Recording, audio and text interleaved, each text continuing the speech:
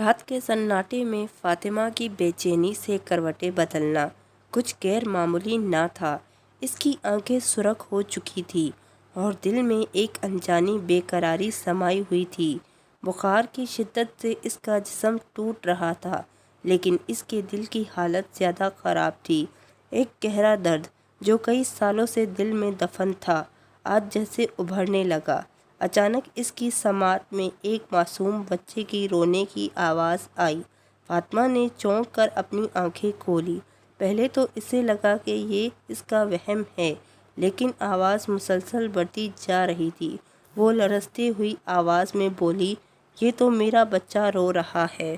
تاجر، جو اس وقت قریب ہی موجود تھا، چونک گیا۔ وہ فاطمہ کے قریب آیا اور اس کا ماتھا چوم کر بولا، تمہارا بخار بہت بڑھ گیا ہے، آرام کرو، یہ تمہارا وہم ہے۔ مگر فاطمہ بے قرار ہو کر بستر سے اٹھ کھڑی ہوئی۔ وہ تیزی سے باہر کی طرف دوڑی۔ اس کے ننگے پیر ٹھنڈے زمین سے ٹکرا رہے تھے، لیکن اسے کسی چیز کی پرواہ نہیں تھی۔ جیسے ہی وہ دروازے کے قریب پہنچی، وہاں ایک معصوم بچہ کھڑا تھا جس کی آنکھوں سے آنسو ٹپک رہے تھے۔ فاطمہ کا دل دھڑکنا بھول گیا۔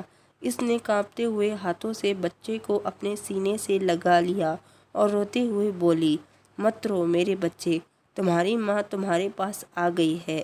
حسین کی بکری چاندنی ہمیشہ اس کے قریب ہی رہتی تھی۔ وہ اسے اپنے بچے کی طرح چاہتی تھی۔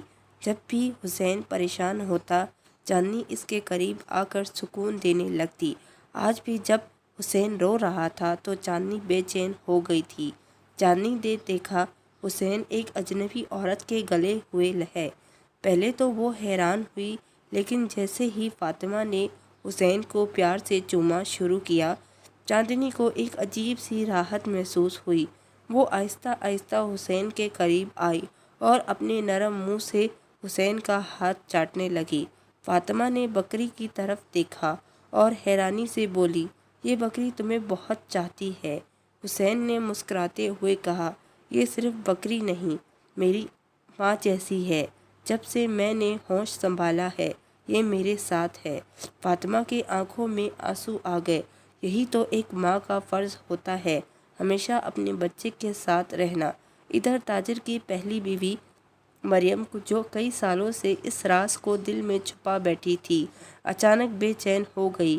اسے محسوس ہوا جیسے کوئی بہت بڑی مصیبت اس کے سر پر منڈلا رہی ہے۔ وہ فوراً اپنے کمرے سے باہر نکلی اور حیرانی سے حسین کو فاطمہ کے باہوں میں دیکھا۔ یہ کیا ہو رہا ہے؟ مریم نے غصے سے کہا۔ تاجر نے جواب دیا، حسین شاہد فاطمہ کا بیٹا ہے۔ یہ سنتے ہی مریم کے چہرے کا رنگ اڑ گیا۔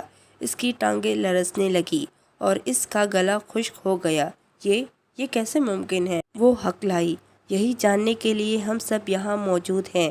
تاجر کی آواز میں سختی تھی۔ مریم کے چہرے پر خوف کے سائے لہرانے لگے۔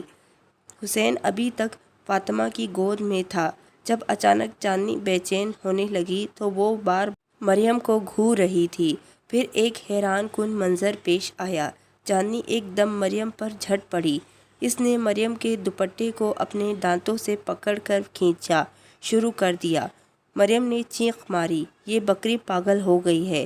لیکن تب فاطمہ نے ایک عجیب دعا کی، اے اللہ، اگر یہ بکری کچھ کہنا چاہتی ہے تو اسے زبان عطا فرما۔ اور پھر جو ہوا وہ ناقابل یقین تھا۔ چاندنی نے اپنی بڑی بڑی آنکھوں سے کی طرف دیکھا اور بولی، یہ عورت ظالم ہے، اس نے حسین کو زندہ زمین میں دفن کر دیا تھا۔ پورا ماحول ساکت ہو گیا۔ مریم لرزنے لگی، یہ جھوٹ بول رہی ہے۔ مگر چاندنی بولتی رہی، میں نے خود اسے دفن کرتے دیکھا اور میں نے ہی حسین کو اپنی ٹانگوں سے مٹی ہٹا کر باہر نکالا تھا۔ یہ سن کر فاطمہ پھوٹ پھوٹ کر رونے لگی۔ تاجر کا چہرہ غصے سے لال ہو گیا۔ مریم، تم نے اتنا بڑا ظلم کیوں کیا؟ مریم کے پاس کوئی جواب نہیں تھا۔ اس نے سر جھکا لیا اور کہا، میں نے یہ سب اس لیے کیا کیونکہ میں چاہتی تھی کہ تمہاری دولت کی وارث میری بیٹی بنے۔ میں برداشت نہیں کر سکتی تھی کہ فاطمہ کا بیٹا سب کچھ حاصل کرے۔ تاجر کا دل پھٹنے لگا۔ اس نے زور سے کہا، تمہیں اس ظلم کی سزا ضرور ملے گی۔ گاؤں کے لوگ جمع ہو چکے تھے۔ سب حیران تھے کہ بکری نے سچ بولا تھا۔ مریم کے ظلم کو سب نے اپنی آنکھوں سے دیکھ لیا تھا۔ تاجر نے اعلان کیا، آج سے مریم اس گاؤں میں نہیں رہے گی اور جو چوراہا ناحق نکالا گیا تھا اسے واپس بلایا جائے گا۔ چوراہے کو واپس بلایا گیا اور سب نے اس سے معافی مانگی۔ حسین اپنی ماں فاطمہ کے ساتھ خوشحال زندگی گزارنے لگا اور چاندنی ہمیشہ اس کے ساتھ رہی۔ یہ کہانی ہمیں سکھاتی ہے، سچ کبھی چھپ نہیں سکتا اور قدرت ہر ظالم کو اس کے ظلم کی سزا ضرور دیتی ہے۔ پیارے دوستو، یہ کہانی آپ کو کیسی لگی؟ اگر پسند آئی ہو تو ہمارے چینل کو سبسکرائب کریں اور مزید سبق آموز کہانیوں کے لیے ہمارے ساتھ جڑے رہیں۔